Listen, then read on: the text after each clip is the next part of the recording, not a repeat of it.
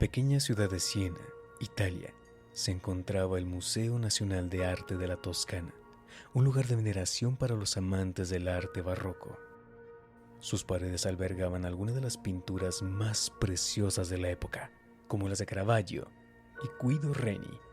Sin embargo, ninguna de estas obras fue tan misteriosa como la del cuadro recién adquirido, un legado del pintor del siglo XVII, cuyo nombre había quedado olvidado por la historia, Alerico di Castiglione. Su vida y su obra se extinguieron con la misma rapidez que su nombre, tras su espantosa muerte en la hoguera, acusado de herejía y pactos con fuerzas oscuras. El cuadro, titulado La maraña de los ojos, fue entregado al museo por un coleccionista privado que había encontrado la pintura en un oscuro anticuario en Palermo. Nadie sabía mucho sobre Alerico, salvo que su trabajo estaba marcado por una oscuridad extraña y perturbadora, tal como lo revelaba esta obra maestra. En ella, un ser grotesco estaba atrapado en una maraña de tentáculos retorcidos. Su cuerpo, cubierto de ojos que parecían observar a quien se atreviera a mirarlos. Su boca, abierta en un grotesco grito, era un abismo vacío que evocaba terror primitivo.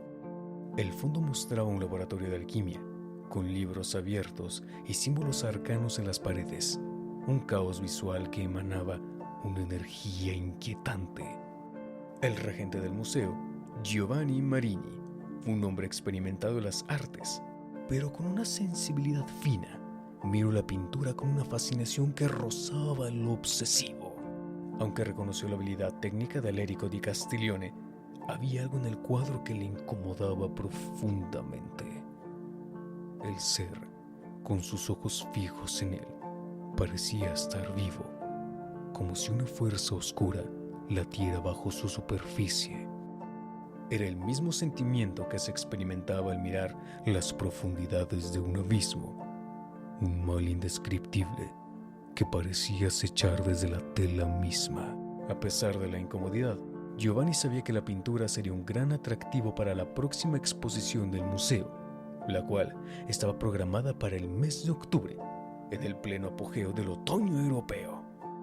Con su ojo experto, sentía que la maraña de los ojos podría ser considerada una obra maestra, comparable con las grandes creaciones del barroco. Así que, una vez instalada en una de las salas principales, el cuadro fue puesto a la vista del público. Pronto, la reacción fue unánime. Todos los que veían el cuadro se sentían incómodos. Los visitantes del museo susurraban entre sí, desviando la mirada rápidamente cada vez que los ojos del ser parecían seguirles. Algunos aseguraban que sentían una presión extraña en el pecho al mirarlo por demasiado tiempo, mientras que otros decían haber escuchado murmullos bajos provenientes de la pintura. Los murmullos se convirtieron en rumores y eventualmente la atmósfera del museo comenzó a volverse tensa, opresiva. Una noche, tras cerrar el museo, Giovanni no pudo resistir la tentación de regresar al cuadro. Quería estudiarlo más de cerca, comprender lo que le incomodaba tanto. Al entrar en la sala, sintió la usual tensión en el aire, una presión casi palpable que le hizo respirar más y más rápido. Pero algo había cambiado. El ser ya no estaba en la maraña de los ojos. El espacio que ocupaba la figura monstruosa estaba vacío. En su lugar, había una maraña de líneas que parecían desdibujarse en el lienzo, como si alguien hubiera arrancado a la criatura de la tela y dejado un vacío. Su mente, llena de confusión, inicialmente pensó que alguien había alterado la pintura, tal vez un vandalismo o una broma macabra de los empleados del museo. Pero algo no encajaba. Con el corazón latiendo con fuerza, Giovanni recorrió la sala hasta que sus ojos se detuvieron en una pintura menor, un retrato sin nombre de una ciudad de la Edad Media. Al principio, pensó que no había nada fuera de lo común, pero al mirarla más detenidamente, vio lo impensable. La criatura estaba allí, en un rincón del cuadro. Estaba representada con los mismos tentáculos y ojos desmesurados, pero esta vez el ser estaba mirando hacia afuera del lienzo, como si estuviera intentando salir. La inquietud se transformó en terror. Giovanni comenzó a dar pasos hacia atrás, su mente dando tumbos mientras intentaba comprender lo que estaba ocurriendo. El ser, ahora más cerca de él, parecía haberse deslizado de una pintura a otra, y su presencia era cada vez más intensa, como si una energía maligna invadiera el espacio mismo del museo. Al día siguiente, Giovanni, con la mente al borde del colapso, hizo una investigación más profunda sobre Alerico di Castiglione, buscando cualquier referencia a los archivos históricos del museo. Lo que descubrió fue más aterrador que cualquier horror en una pintura. Alerico no solo había sido un pintor acusado de brujería, sino que también había sido un estudioso del Vinculum Tenebris, un grimorio extraño de origen desconocido.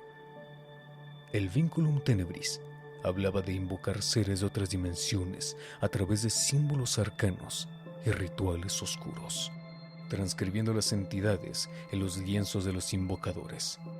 La pintura no solo era un portal, sino un vínculo directo entre el mundo real y el dominio de horrores incomprensibles.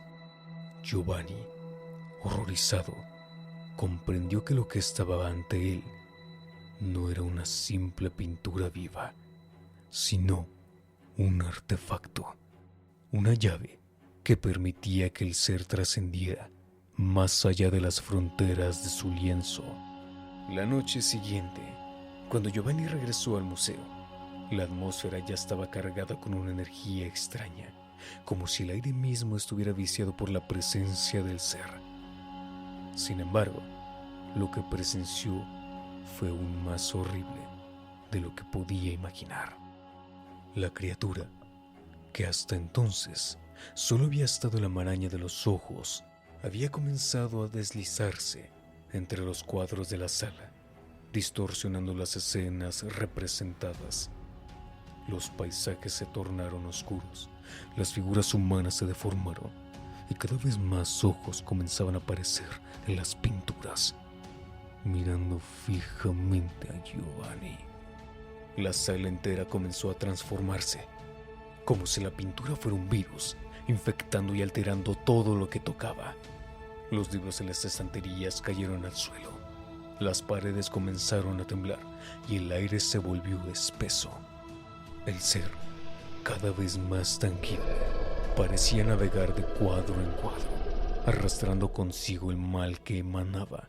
Los ojos de las figuras en los cuadros lo seguían, y en algunos casos, los ojos de las pinturas comenzaban a moverse, como si también estuvieran tomando vida. Giovanni intentó huir, pero cada paso que daba parecía conducirlo más profundamente dentro de la pesadilla. El museo se estaba desmoronando bajo la influencia de la criatura. No importaba cuántos cuadros mirara, siempre encontraba el ser, siempre más cerca, siempre más grande. Finalmente, mientras el ser lo miraba fijamente desde un cuadro particularmente cercano, Giovanni sintió como si su cuerpo fuera absorbido por la pintura misma, arrastrado hacia la oscuridad infinita que emanaba del abismo de los ojos. Desapareció sin dejar rastro. El museo, al día siguiente, se encontró en completo caos. Las pinturas estaban irreconocibles, distorsionadas y deformadas. Los empleados informaron que el lugar estaba lleno de una oscuridad palpable, como si una sombra eterna hubiera invadido el edificio. Sin embargo, no había rastro de Giovanni, ni del cuadro, La maraña de los ojos. A partir de entonces, el Museo Nacional de Arte de la Toscana permaneció cerrado y sellado, pero los rumores sobre los horrores que acechaban en su interior persistieron. Nadie se atrevió a acercarse a las paredes del museo, pero quienes lo hacían afirmaban ver sombras extrañas en las ventanas y oír susurros provenientes del interior. Y así, el Vinculum Tenebris y las leyendas de Alerico di Castiglione cayeron en el olvido, pero el mal que había invocado seguía acechando, esperando al siguiente imprudente que osara desentrañar sus secretos.